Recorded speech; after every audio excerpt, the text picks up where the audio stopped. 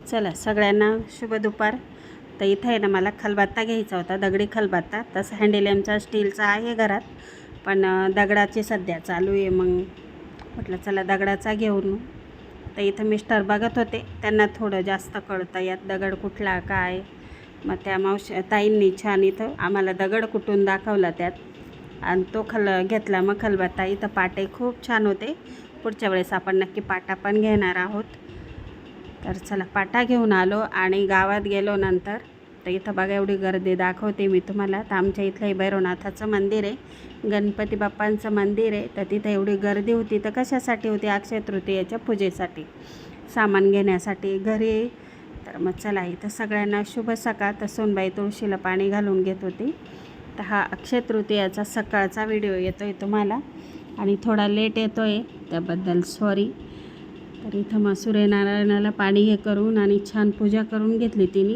आदल्या दिवशी शेगडी घासून ठेवली होती, संध्याकाळी जेवणं झाले का ती गॅसवटा क्लीन करून ठेवत असती, शेगडी पण घासून ठेवत असती. मग इथं छान स्वस्तिक काढून हळदी कुंकू लावून अक्षता वाहून पूजा करून घेतली.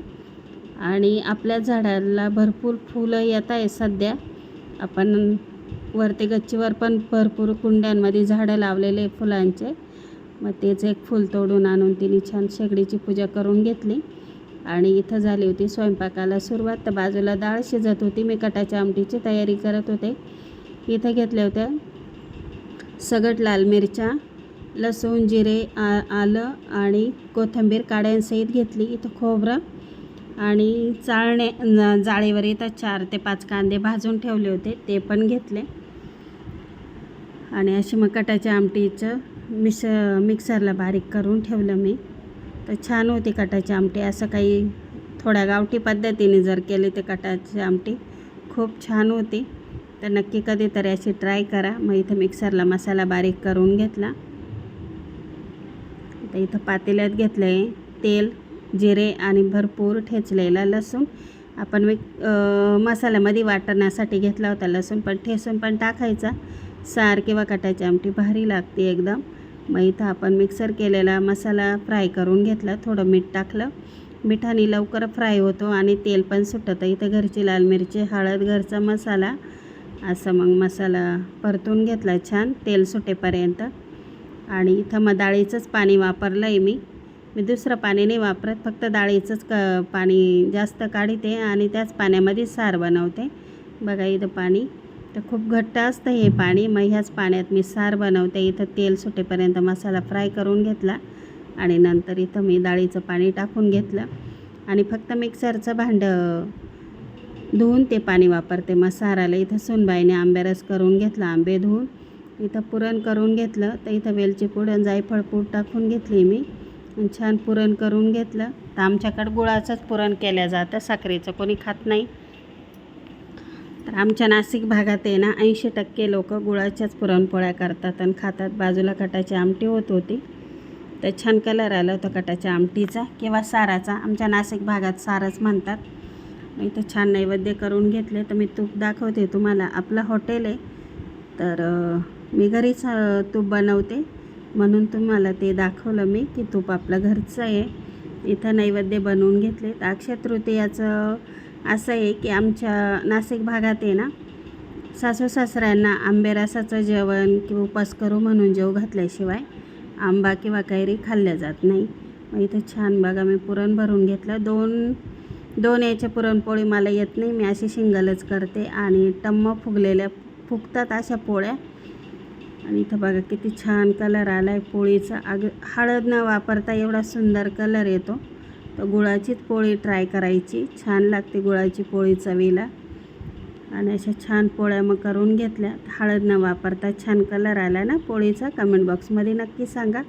तर अशा टम्म फुगलेल्या पुरणपोळ्या करून घेतल्या सगळ्या. मग याच पद्धतीने सुनबाई बाकीचं आवरत होती, कारण हा सण सकाळचा असतो आणि खूप धावपळ असते. तर बघा ह्या टम्म फुगलेल्या पुरणपोळ्या. तर पूर्ण रेसिपी हवी असेल तर चॅनलवर 2-3 व्हिडिओ मी अपलोड केलेले, नक्की बघा. खूप छान करते मी पुरणपोळ्या. तर बघा किती छान कलर आलेला आहे. मग इकडं मिस्टरांनी आराध्याने हॉलची तयारी करून घेतली, हॉल आवरून घेतला आणि सासऱ्यांचे फोटो काढून पुसून ठेवले होते. तर आमच्याकडं करा केळी आणतात, सासूबाईंच्या फोटोसमोर केळी ठेवतात आणि सासऱ्यांच्या फोटोसमोर करा ठेवतात आणि त्याच्यावर डिश ठेवून आंबा ठेवला जातो. आधी आंब्याचं हे ठेवायचं डगळा, त्याच्यावर डिश ठेवायची, त्याच्यावर आंबा ठेवून हळदी कुंकू लावून पूजा करून घ्यायची आणि मग त्यांना नैवेद्य दाखवून तिथून पुढं मग घरातले मोठे माणसं आंबा किंवा कैरी खातात. तर इथं मग उभा चिरलेला कांदा, बेसन पीठ आणि ओवा चोळून टाकला आणि हिरव्या मिरचीचं वाटण टाकलं. हिरवी मिरची लसणाचं वाटण करून घेतलं होतं. भरपूर कोथिंबीर, मीठ आणि खाण्याचा सोडा असं बाजूला करून ठेवलं. तर इथं उन्हाळ्याच्या रेसिपी तुम्हाला आलेल्या आहे, कुरडई, तांदळाचे पापड, नागलीचे पापड. तर ते रेसिपी नक्की बघा. तर तुम्हाला दाखवते मी. तर मी इथं पापड कुरडया तळून घेतल्या. तर खूप छान रेसिपी झालेली आहे, नक्की बघा. चॅनलवर जा आणि कुरडईची रेसिपी बघा, नागलीच्या पापडाची बघा आणि तांदळाच्या पापडाची बघा. तर खूप छान झालेल्या आहे रेसिपी, नक्की बघा. इथं मग पापड कुरडई सगळं तळून घेतलं. बाजूला कटाची आमटी अजून बारीक गॅसवर उकळत होती. तर तुमच्याकडे अक्षय तृतीयाचा सण कसा केला जातो कमेंट बॉक्समध्ये नक्की सांगा. तर आमच्याकडं सासूबाईंच्या नावाने एक म्हणजे सुवासीन असेल तर सुवासीन जेव घालायची किंवा मग एक स्त्रीला जेव घालायचं आणि सासऱ्यांच्या नावाने पण जेव घालायचं. इथं मग कटाच्या आमटीवर कोथिंबीर राहिली होती, ती टाकून घेतली. इथं भज्यांना सुरुवात केली होती. तर बघा आपलं हे कुरडई पापड आणि याच्या रेसिपी आलेले आहे, नक्की बघा. खूप छान झालेलं आहे यावर्षी रेसिपी. इथं मग जे आपण भज्याचं बॅटर करून ठेवलं होतं त्यात पाणी टाकून घेतलं आणि छान मग इथं भजेही करून घेतले. तर तुमच्याकडे अशा काही पद्धती आहे का, मोठ्या माणसांना जेव घातल्याशिवाय कुठला पदार्थ खाती नाही?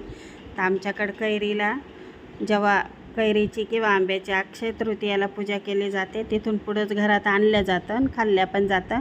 म्हणून माझ्या सध्या आंब्याची आणि कैरीची कुठलीही रेसिपी आलेली नाही आहे. तर एवढ्या 1-2 दिवसात येतील रेसिपी, नक्की बघा आणि चॅनलला सबस्क्राईब करा, जेणेकरून तुम्हाला खूप साऱ्या रेसिपी गावरान पद्धतीने बघायला मिळतील. इथं छान भजे करून घेतले. मग भज्यांना मात्र हळद तुम्हाला दिसली नाही कुठं, कारण मी भज्यांना हळद वापरत नाही.